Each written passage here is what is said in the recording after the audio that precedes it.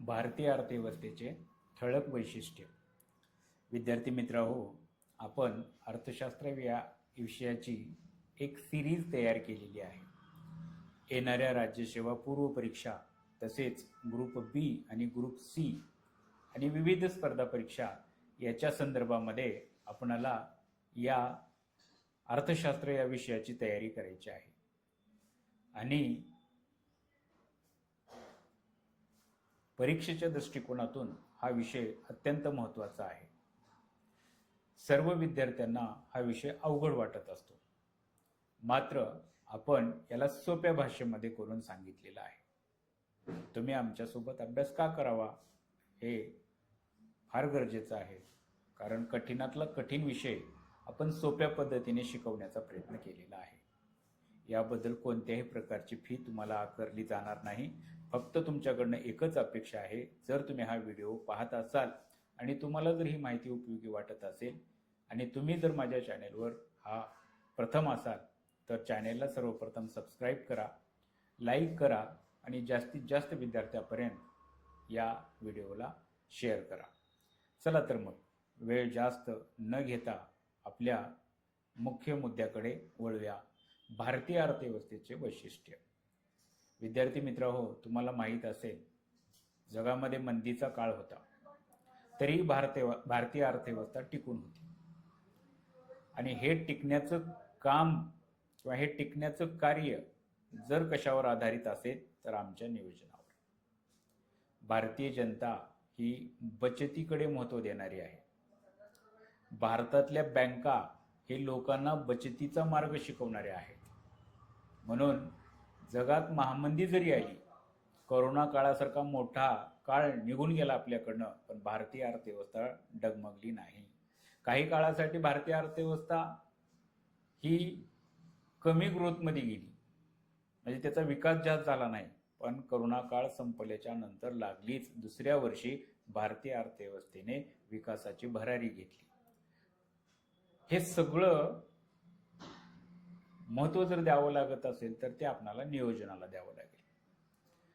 भारतीय अर्थव्यवस्थेचे काही ठळक वैशिष्ट्ये आहेत आणि ते ठळक वैशिष्ट्ये आज आपल्याला या लेक्चरमध्ये पाहायचे आहेत. भारतीय अर्थव्यवस्थेचे जर वैशिष्ट्य आपल्याला पाहायचं असेल तर भारताची अर्थव्यवस्था ही मिश्र अर्थव्यवस्था आहे आणि मिश्र अर्थव्यवस्था सोबतच आमची अर्थव्यवस्था ही विकसनशील अर्थव्यवस्था आहे. विकसनशील अर्थव्यवस्था म्हणजे काय याचा एक व्हिडिओ मी अगोदरच बनवलेला आहे. जर तो तुम्ही पाहिला नसेल तर तुम्ही पाहून घ्या. म्हणजे काय, मिश्र अर्थव्यवस्था आणि विकसनशील अर्थव्यवस्था या दोन्ही घटकाचा समावेश भारतीय अर्थव्यवस्थेच्या वैशिष्ट्यांमध्ये आपणाला करता येईल. त्याचबरोबर भारतीय अर्थव्यवस्थेचे उत्पन्नाचं दरडोई जे उत्पन्न आहे ते कमी आहे, हेही वैशिष्ट्य आपणाला या ठिकाणी सांगता येईल. त्याचबरोबर भारतीय अर्थव्यवस्थेमध्ये कृषी क्षेत्राचं प्राबल्य आहे. कशाचं प्राबल्य आहे? कृषी क्षेत्राचं प्राबल्य आहे. भारतामध्ये क्षेत्रफळ कमी आहे पण लोकसंख्या मोठ्या प्रमाणात आहे, म्हणून हे देखील आपल्याला वैशिष्ट्य सांगता येईल, जे की लोकसंख्येचा विस्फोट पाहायला आपल्याला भारतामध्ये दिसत असतो. त्याचबरोबर आर्थिक विषमता आणि दारिद्र्याचं मोठं प्रमाण आमच्या भारतामध्ये असलेलं तुम्हाला दिसेल. म्हणजे हे सुद्धा वैशिष्ट्य आपल्याला सांगावं लागेल की आर्थिक विषमता आमच्यामध्ये मोठ्या प्रमाणात आहे. त्याचबरोबर दारिद्र्य सुद्धा मोठ्या प्रमाणात आमच्या भारतामध्ये आहे असं विचार करावा लागेल. भांडवल निर्मितीचा दर जो आहे तो सुद्धा कमी आहे, हेही वैशिष्ट्य आपल्याला या ठिकाणी अधोरेखित करावी लागेल. पायाभूत सुविधांचा अभाव आहे. असं जरी असलं, भारतामध्ये पायाभूत सुविधांचा अभाव जरी असला तरी मोठ्या प्रमाणात काय चाललेलं आहे, भारतामध्ये उत्पादन घेतलं चाललेलं आहे. जगामध्ये 5व्या क्रमांकाची, कधी कधी 4थ्या क्रमांकाची अर्थव्यवस्था ही भारताची असलेली आपल्याला दिसते, कारण 5वा क्रमांक ब्रिटन आणि भारतामध्ये मागं पुढं होत असलेला दिसत आहे. म्हणून आपल्याला म्हणावं लागेल, पायाभूत सुविधा जरी कमी असल्या तरी विकास मात्र मोठ्या प्रमाणात होत असलेला आपल्याला दिसतो. आता बघूया या भारतीय अर्थव्यवस्थेचे एक एक वैशिष्ट्य आपल्याला कशा पद्धतीने पाहता येतील याचा विचार आपल्याला करता येईल. आता बघा, नंबर 1चं वैशिष्ट्य आहे मिश्र आणि विकसनशील अर्थव्यवस्था. आता भारताला स्वातंत्र्य कधी मिळालं? भारताला स्वातंत्र्य 1947 मध्ये मिळालं. 1947 मध्ये स्वातंत्र्य मिळाल्याच्या नंतर ब्रिटिशांचा प्रभाव भारतीयांवर होता आणि लागलीच आपण स्वतंत्र झाल्याच्या नंतर विकसित अर्थव्यवस्थेप्रमाणे आपण विकासाचं मॉडेल स्वीकारलेलं नाही, तर आम्ही मिश्र अर्थव्यवस्थेचं मॉडेल स्वीकारलं. आता मिश्र अर्थव्यवस्था म्हणजे काय हे मागील एका लेक्चरमध्ये मी सांगितलेलं आहे. ज्या अर्थव्यवस्थेमध्ये खाजगी आणि सरकारी ह्या दोघांचेही अस्तित्व आहे, त्या दोन्ही अस्तित्वाचा आम्ही स्वीकार केला. म्हणजे भारताच्या अर्थव्यवस्थेचं प्रमुख वैशिष्ट्य आपल्याला सांगता येईल की भारताची अर्थव्यवस्था काय आहे, मिश्र स्वरूपाची आहे. आम्ही मिश्र अर्थव्यवस्थेवर समाधानी राहिलो का? नाही. जसा जसा आमचा विकास होत चालला, जसं जसं आमच्याकडे विकासाचे साधने उपलब्ध होत चालले, तसं तसं आम्ही विकासाचं मॉडेल बदललेलं आहे.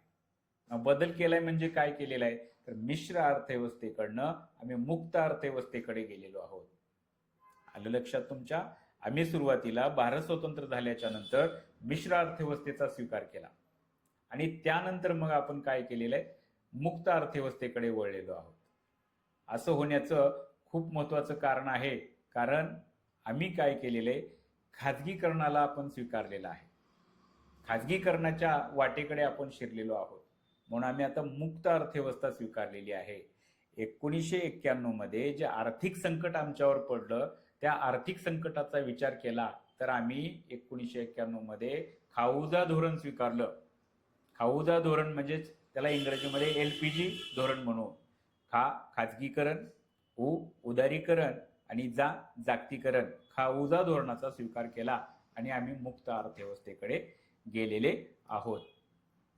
आता दुसरं वैशिष्ट्य आपल्याला विचार करता येईल, ज्याला दरडोई उत्पन्नाचा कमी स्तर पाहावं लागेल. भारतामध्ये दरडोई उत्पन्न पर कॅपिटा इन्कम कमी आहे आणि कमी असण्याचं कारण काय आहे, तर भारतामध्ये मोठ्या प्रमाणात असलेली लोकसंख्या.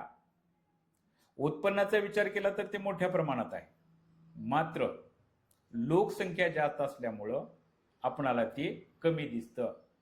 म्हणजे जर पर कॅपिटा इन्कम काढायचं असेल तरी भारताचे एकूण एका वर्षामध्ये झालेले एकूण उत्पन्न भागिले लोकसंख्या, आणि भारताची लोकसंख्या जगामध्ये मोठी आहे, म्हणून पर कॅपिटा इन्कम जरी दिसत असलं तर भारत हे विकसनशील राष्ट्र आहे, विकासाच्या मार्गावर आहे, आपल्याला विचार करावा लागेल. हो ठीक आहे, आपल्याला हे नाकारून चालणार नाही. विकसित देशाच्या तुलनेमध्ये भारताचं पर कॅपिटा इन्कम कमी आहे. उदाहरणार्थ जर पाहायचं झालं, अमेरिकेचा विचार करावा लागेल. डॉलरमध्ये जर विचार करायचा असेल तर 80,000पेक्षाही अधिक डॉलर असलेलं पर कॅपिटा इन्कम कुणाचं आहे? अमेरिकेचं आहे. आपल्याला चीनचा उल्लेख करावा लागेल. 12,000पेक्षा अधिक डॉलर असलेलं चीनचं पर कॅपिटा इन्कम आहे आणि त्या तुलनेत जर भारताचा विचार करायचा झाला तर साधारणतः 2,000 ते 2,500 अमेरिकन डॉलर याच्या, म्हणजे विकसित राष्ट्राचा जर विचार करायचा झाला तर भारताचं तुलनेनं तुम्हाला कमी दिसेल. पण हे कमी असण्याचं कारण आमची लोकसंख्या सुद्धा आहे आणि हे कमी आहे म्हणून आमच्या पर कॅपिटा इन्कमला, उत्पन्नाच्या दराला हिंदू वृद्धी दर म्हणून ओळखलं जायचं. 1950 ते 1980 या काळामध्ये भारताच्या उत्पन्नाचा दर हे कमी प्रमाणात होत होता, म्हणजे साधारणतः 3 ते 3.5च्या दरम्यान होता. म्हणून प्राध्यापक राजकृष्णन यांनी या दराला हिंदू वृद्धी दर असं संबोधलेलं आहे. म्हणजे आपल्याला दुसरं वैशिष्ट्य सांगता येईल की भारताचं दरडोई उत्पन्न वाढीचा दर काय आहे? कमी आहे. तिसरं वैशिष्ट्य आपल्याला विचार करावा लागेल ते म्हणजे कृषी क्षेत्राचं प्राबल्य. भारत हा फार पूर्वीपासून कृषी प्रधान देश राहिलेला आहे आणि मोठ्या प्रमाणात, म्हणजे भारताच्या GDP मध्ये कृषी क्षेत्राचा वाटा हा मोठ्या प्रमाणात होता. भारताला स्वातंत्र्य मिळाल्याच्या नंतर तर साधारणतः 70% आसपास कृषी क्षेत्राचा प्रभाव असलेला दिसतो. पण कालांतराने जसं जसं देश विकसित होत जाईल तसं कृषी क्षेत्राचं महत्त्व कमी होत चाललेलं आहे आणि सेवा क्षेत्राचं महत्त्व वाढत चाललेलं आहे, हे आपण पाहतच आहोत. या वैशिष्ट्याचा विचार करत असताना भारतामध्ये लोकसंख्या मोठ्या प्रमाणात आहे आणि या लोकसंख्येला सामावून घेण्याची क्षमता आमच्या कृषी क्षेत्रामध्ये आहे. बघा, अलीकडच्या काळामध्ये कृषी क्षेत्राचं GDP मधलं प्रमाण कमी जरी असलं तर रोजगाराचं प्रमाण मात्र अधिक आहे. म्हणून या वैशिष्ट्याचा आपल्याला या ठिकाणी विचार करावा लागेल. जे बेकारीचे प्रकार आहेत, मोठ्या प्रमाणाच्या गरिबीला सामावून घेण्याची क्षमता आमच्या या कृषी क्षेत्रामध्ये आहे. म्हणून हे मोठं वैशिष्ट्य भारताच्या दृष्टिकोनातून पाहिलं तर हे वैशिष्ट्य खूप महत्वाचं आहे. भारतीय अर्थव्यवस्थेचं वैशिष्ट्य खूप महत्वाचं आहे, कारण याच्यामध्ये छुपी बेरोजगारीपणा दिसणार आहे. कृषी क्षेत्र बऱ्याच मोठ्या श्रमशक्तीला सामावून घेण्याचं काम करत असतं. प्रत्येकाच्या हाताला काम देण्याचं कार्य या ठिकाणी घडून येत असतं. म्हणून आपल्याला म्हणता येईल की हे वैशिष्ट्य भारतीय अर्थव्यवस्थेचे महत्वाचे आहे. कृषी क्षेत्राचं वाढता प्रभाव. चौथ्या वैशिष्ट्याचा जर विचार करायचा झाला तर आर्थिक विषमता. भारतात मोठ्या प्रमाणात लोकसंख्या आहे. उत्पन्नाचं प्रमाण हे असमाधानकारक आहे. उत्पादनाचे साधने हे विविध घटकाकडे कमी अधिक प्रमाणात असलेले दिसून येतात. म्हणून आपल्याला आर्थिक विषमता असलेली दिसते. भारतात संपत्तीचे असमान वितरण झालेले तुम्हाला दिसून येते. भारताचा जर विचार करायचा असेल, एनएसओचा जर विचार करायचा असेल, इथं ऑक्सफाम झालेला आहे, ऑक्सफाम अहवाल नाही तर एनएसओचा अहवाल आहे असं तुम्हाला वाचावं लागेल. भारतातल्या 1% लोकसंख्येकडं, भारतातली जी एकूण लोकसंख्या आहे त्यातल्या 1% लोकसंख्येकडं 40% पेक्षाही जास्त संपत्ती आहे. बघा, भारतातल्या एकूण लोकसंख्येचा विचार करायचा झाला त्यातल्या 1% लोकसंख्येकडं 40%हूनही अधिक काय झालेले संपत्तीचं केंद्रीकरण झालेलं आहे. उरलेली जे काही लोक आहेत त्यांच्याकडे फक्त 3% संपत्ती आहे. म्हणजे किती मोठ्या प्रमाणात हे जे असमतोल तुम्हाला दिसत आहे. 1% लोकांकडे 40%, आणि जे गरीब आहेत उरलेले त्यांच्याकडे किती संपत्तीचं केंद्रीकरण झालेलं आहे तर 3% संपत्तीचं केंद्रीकरण झालेलं आहे असं आपल्याला या ठिकाणी विचार करते. आता हे तुम्ही कसं काढले तर लॉरेन्स वक्रचं मदत घेतलेली आहे आपण. लॉरेन्स वक्र म्हणजे काय येणाऱ्या तासिकेमध्ये आपल्याला पाहायचं आहे. गिनी गुणांक म्हणजे काय याबद्दलही आपल्याला माहिती घ्यायची आहे. म्हणजे आर्थिक विषमता भारतामध्ये मोठ्या प्रमाणात असलेली दिसते. पाचवं वैशिष्ट्य आहे लोकसंख्येचा विस्फोट. जगामध्ये सध्या भारत लोकसंख्येच्या बाबतीमध्ये पहिल्या क्रमांकावर आहे. आपण चीनला सुद्धा मागे टाकलेला आहे. म्हणजे मोठ्या प्रमाणात भारताची लोकसंख्या जगामध्ये आहे. जर क्षेत्रफळाचा विचार करायचा झालं तर 2.4% क्षेत्रफळ भारताचं आहे. क्षेत्रफळाच्या बाबतीत जगात भारताचा 7वा क्रमांक आहे. आणि या 2.4% क्षेत्रफळ उपलब्ध असलेल्या देशाची लोकसंख्येचा जर विचार करायचा झाला तर साधारणतः 17.5% लोकसंख्या भारतामध्ये आहे. बघा किती मोठ्या प्रमाणाची विषमता तुम्हाला दिसेल. 2.4%, 2.5%, माफ करा, 2.4% जे क्षेत्र काय आहे भारताकडे आहे त्यावर 17.5% लोकसंख्या वास्तव्यात आहे. जर भारतातल्या एका राज्याची, उत्तर प्रदेशची लोकसंख्या जर काढली तर जगातल्या मोठ्या विकसित 10 राष्ट्राची लोकसंख्या आणि आमच्या एका उत्तर प्रदेशची लोकसंख्या जास्त आहे. म्हणजे लोकसंख्या ही मोठ्या प्रमाणात आपल्याला भारतामध्ये असलेली दिसते. आता ही लोकसंख्या काही ठिकाणी जरी शाप दिसत असली तर काही ठिकाणी मात्र लाभांश आहे. भारत सध्या जगामध्ये तरुण लोकसंख्या जास्त असलेला देश आहे. विकासाच्या मॉडेलमध्ये भारताच्या या कुशल लोकसंख्येचा फायदा मोठ्या प्रमाणात होत आहे असं आपल्याला म्हणावं लागेल. जरी भारतीय अर्थव्यवस्थेचे हे वैशिष्ट्य म्हणून पाहत असलो लोकसंख्येचा विस्फोट, तरी सुद्धा भारताच्या या लोकसंख्येचा भारताच्या विकासामध्ये मोठ्या प्रमाणात फायदा होत असलेला दिसत आहे. आता 6वं वैशिष्ट्य आहे भारतीय अर्थव्यवस्थेचं, ते म्हणजे गरिबी आणि बेरोजगारी. आता तुम्हाला बेरोजगारीबद्दल तर सांगायची गरज नाही. स्पर्धा परीक्षामध्ये साधारणतः 100-200 जागा जरी निघाल्या तर 4-5 लाख फॉर्म त्या ठिकाणी पडत आहेत. एका राज्यापुरता विचार करत आहे, महाराष्ट्रापुरता एमपीएससीचा. यूपीएससीच्या बाबतीमध्ये सुद्धा तसंच आहे. पीएचडी झालेले विद्यार्थी, नेटसेट झालेले विद्यार्थी सेवकाच्या जागेसाठी फॉर्म भरत आहेत. यावरून तुम्हाला लक्षात येत असेल भारतात बेरोजगारी किती मोठ्या प्रमाणात आहे. भारतातल्या 50% पेक्षाही अधिक लोकसंख्येच्या हाताला काम नाहीत. ते बेरोजगार आहेत. आणि बेरोजगारांमध्ये जर विचार करायचा असेल तर सुशिक्षित बेरोजगाराचा तर मोठ्या प्रमाणात वाढ झालेली दिसून येते. या बेरोजगारीला धरूनच आपल्याला दारिद्र्याचा विचार करावा लागेल. भारतामध्ये मोठ्या प्रमाणात दारिद्र्य असलेले तुम्हाला दिसत आहे. BPL बिलो पॉवर्टी लाईन याचा विचार करत असताना सुरेश तेंडुलकर साहेबांनी 21.9% 2011-12चा विचार करत असताना तेंडुलकर साहेबांनी भारतामध्ये किती दारिद्र्याचं प्रमाण सांगितलेलं आहे? 21.9% एवढं दारिद्र्य सांगितलेलं आहे. म्हणजे भारतातली ही जनता 21.9% जनता तर हे दारिद्र्य रेषेच्या खालचं जीवन जगत आहे. म्हणजे थोडक्यात सांगायचं काय आहे तर भारतात दारिद्र्य आणि बेरोजगारी यांचं मोठ्या प्रमाणात वाढ असलेली दिसून येते. मग आता सरकार याच्याबद्दल काही करत नाही का? हो, सरकार दारिद्र्यही कमी करण्याचा प्रयत्न करत आहे आणि बेरोजगारी सुद्धा कमी करण्याचा प्रयत्न करत आहे. मात्र याच्यासाठी काय करावं लागेल? लोकसंख्येवर नियंत्रण ठेवावं लागेल. आणि मागील वैशिष्ट्यामध्ये आपण पाहिलेलं आहे भारतामध्ये मोठ्या प्रमाणात लोकसंख्येचा विस्फोट दिसून आलेला आहे. वैशिष्ट्य भारतीय अर्थव्यवस्थेचं आपल्याला सांगता येईल ते म्हणजे भांडवल निर्मितीचा कमी दर. आता भारतामध्ये काय झालेलं आहे? कमी भांडवल निर्मिती आहे, म्हणजे भांडवल नाही.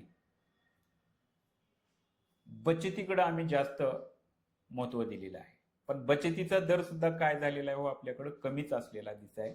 भारतीय अर्थव्यवस्था या दुष्टचक्रामध्ये विभागली गेलेली आहे. भांडवल निर्मितीचा कमी दर आहे, बचतीचा दर कमी आहे. त्याच्यामुळे काय झालेलं आहे? भारताचं भांडवल लाजरं झालेलं आहे. कारण गुंतवणूक कमी, भांडवल नाही, बचत नाही, म्हणजे गुंतवणूक कमी आहे. आणि गुंतवणूक कमी असल्यामुळं भारतीय भांडवल निर्मितीच्या दराला आम्ही लाजरा दर म्हणतो. म्हणजे कोणतीही वस्तू, कोणताही व्यवसाय घेत असताना भारतातले लोक काय करतात? भीतात, घाबरतात. म्हणून याला लाजरे भांडवल असं म्हणण्यात आलेलं आहे. आणि एक सिक्युअर गुंतवणूक करण्याचा भारतीय लोक प्रयत्न करतात. कोणती गुंतवणूक करतात मग ते? सोन्यामध्ये. भारतीय लोक सोन्यामध्ये गुंतवणूक करण्याचा मोठा प्रयत्न करत असतात. म्हणजे थोडक्यात काय सांगता येईल? भारतीय अर्थव्यवस्थेमध्ये भांडवल निर्मितीचा दर काय आहे? कमी आहे, असं आपल्याला या ठिकाणी विचार करावा लागेल. पुढचं वैशिष्ट्य आहे बघा, पायाभूत सुविधांचा आणि तंत्रज्ञानाचा कमी विकास. आता तंत्रज्ञानाच्या बाबतीमध्ये AI चा जमाना आलेला आहे. भारत एका बाजूला AI मध्ये आपला छाप सोडत आहे. सर्वत्र देश भारताकडे अपेक्षेने बघत आहे. मात्र हे काही क्षेत्रापुरतच मर्यादित आहे. रेल्वे असेल, वीज असेल, रस्ते असेल, बंदरे असेल, यावर प्रचंड ताण आहे भारताच्या या पायाभूत सुविधावर. आणि या सुविधा सुधारल्याशिवाय देशाचा विकास होणं शक्य नाही. आपण विकसनशील करून विकसित होणं शक्य नाही. आज सुद्धा बऱ्याच खेडेगावामध्ये वीज पोहोचली नाही. भारताच्या शहरामध्ये एका व्यक्तीचं जर प्रमाण काढायचं असेल तर साधारणतः 2-3 युनिट तो वीज वापरतो. आणि तेच खेड्यामध्ये जर विचार करायचा असेल तर आणखीन काही खेड्यामध्ये वीज पोहोचली नाही. सरकारचे प्रयत्न अथक चालू आहेत. वेगवेगळ्या माध्यमामार्फत वीज पुरवठा चाललेली आहे. पण त्या प्रमाणामध्ये आमच्याकडे काय आहे? पायाभूत सुविधांचा विकास मोठ्या प्रमाणात झाला नाही असं म्हणावं लागेल. संशोधनाचा जो दर्जा आहे तो आता वाढत चाललेला आहे. भारतीय अर्थव्यवस्थेचे हे वैशिष्ट्य आहे. कारण अलीकडच्या काळामध्ये संशोधन हे मोठ्या प्रमाणात घेतलं चाललेलं आहे. संशोधनाचा विकास होत चाललेला आहे. रिसर्च अँड डेव्हलपमेंटचं प्रमाण वाढत चाललेलं आहे. जुनाट तंत्रज्ञानाचा आपण आता वापर सोडून दिलेला आहे. नवीन तंत्रज्ञान आपण ऍक्सेप्ट केलं चाललेलं आहे. आपल्याकडे जर विकसित झालं तर आपण दुसऱ्या देशाकडनं गेलं चाललेलं आहे. पण देशामध्ये जुनाट तंत्रज्ञान सोडून नवीन तंत्रज्ञानाची कास धरली चाललेली आहे. त्याचबरोबर हे जे मी सांगितलो ते काही ठराविक क्षेत्रामध्ये आहे. मात्र आणखीनही बऱ्याच मोठ्या प्रमाणात जुनाट तंत्रज्ञानाचा वापर करत असल्यामुळे लो प्रोडक्टिव्हिटी तयार चाललेली आहे. आमचं प्रोडक्ट जगामध्ये एकतरी महाग आहे आणि ते इतर देशाच्या तुलनेमध्ये कमी दर्जाचे आहे, निकृष्ट दर्जाचे आहे. म्हणून याही पद्धतीचा विचार आपणाला या ठिकाणी करावं लागेल. पायाभूत सुविधा आणि तंत्रज्ञान याचा विचार आपणाला अशा पद्धतीनं करावा लागेल. आता मानवी संसाधनाचा दर्जा बघा, एका पद्धतीला आपण काय विचार केला, लोकसंख्येचा विस्फोट आहे. प्रचंड मोठ्या प्रमाणात लोकसंख्या वाढलेली आहे, पण त्या बदल्यात त्यांचा विकास झालेला आहे का हो? नाही. आता विकास होणे म्हणजे काय? कुशल स्किल्ड लेबर आपल्याकडे आहेत का? नाही. स्किल लेबर आपल्याकडे नाहीत. म्हणून होता होईल तेवढं अधिक प्रमाणामध्ये कामगाराने आपलं स्किल काय केलं पाहिजे, मॉडिफाय केलं पाहिजे, कुशल बनले पाहिजे. ते आपली जी शिक्षण पद्धती आहे ती शिक्षण पद्धती फक्त रट्ट्या पद्धतीवर अवलंबून आहे, स्किल्ड नाही. पण अलीकडच्या काळामध्ये काय केलं चाललेलं आहे, स्किल्ड इकॉनॉमी, कुशल कामगारांना कुशल करण्याचं तंत्रज्ञान विकसित केलं झालेलं आहे. व्यावसायिक कौशल्य वाढवण्याचा प्रयत्न केलेला आहे. आतापर्यंतच्या अर्थव्यवस्थेमध्ये आपण पाहिलेलं आहे व्यावसायिक कौशल्य आमच्या मुलांमध्ये नाही, पण आता अलीकडच्या काळामध्ये व्यावसायिक कौशल्य वाढवण्याचा मोठा मोहीमच छेडली आहेत असं आपल्याला म्हणावं लागेल. वेगवेगळ्या क्षेत्रातून व्यावसायिक कौशल्य वाढवण्यात येत आहे. आरोग्य सुविधेचा अभाव आहे आमच्या देशामध्ये. प्रत्येकाला जेवढी गरज आहे, आवश्यक आहे तेवढे आरोग्य सुविधा पुरवल्या जात नाहीत. म्हणून आमच्याकडे काय आहे, प्रत्येक व्यक्तीची कार्यक्षमता ही कमी आहे. आरोग्याच्या सुविधा जास्त असतील तर निरोगी राहतील, कामगार निरोगी असतील आणि कार्यक्षमता वाढेल. पण आमच्याकडे आरोग्याच्या सुविधा काय आहेत, कमी आहेत. म्हणून आमच्याकडे काय विचार केला चाललेला आहे, उत्पादन सुद्धा कमी आहे. म्हणजे आरोग्याचा थेट परिणाम कुठं पडत आहे, कार्यक्षमतेवर पडत आहे. त्याचबरोबर जर ह्या सगळ्या गोष्टीचा विचार करायचा झाला तर HDI ह्युमन डेव्हलपमेंट इंडेक्सचा जर विचार करायचा असेल तर त्यामध्ये भारताचा दर्जा काय आहे, खालच्या बाजूचा आहे असं आपल्याला या ठिकाणी विचार करता येईल. असे जरी भारतीय अर्थव्यवस्थेचे वैशिष्ट्य असले तर भारतीय अर्थव्यवस्था ही जगामध्ये क्रयशक्तीचा विचार करता 3ऱ्या क्रमांकाची आहे आणि उत्पन्नाच्या बाबतीमध्ये जर विचार करायचा असेल तर ती साधारणतः 5व्या क्रमांकाची अर्थव्यवस्था आहे. आमच्या देशाचं भौगोलिक रचना ही वेगळ्या पद्धतीची आहे. म्हणून आपणाला हे आमच्या अर्थव्यवस्थेमध्ये वैशिष्ट्य वेगवेगळे असलेले दिसतात. जर तुम्हाला हा व्हिडिओ माहितीपर वाटला तर तुम्ही या व्हिडिओला लाईक करा, शेअर करा आणि जर तुम्ही माझ्या चॅनेलवर नवीन असाल तर माझ्या चॅनेलला सबस्क्राईब करा. आपण अशाच पद्धतीचे व्हिडिओ घेत आहोत. हा माझा सुरुवातीचा प्रयत्न आहे. कालांतराने जास्तीत जास्त मॉडिफाय करून तुमच्यापर्यंत चांगले व्हिडिओ पोहोचवता करण्याचा मी प्रयत्न करेन. धन्यवाद.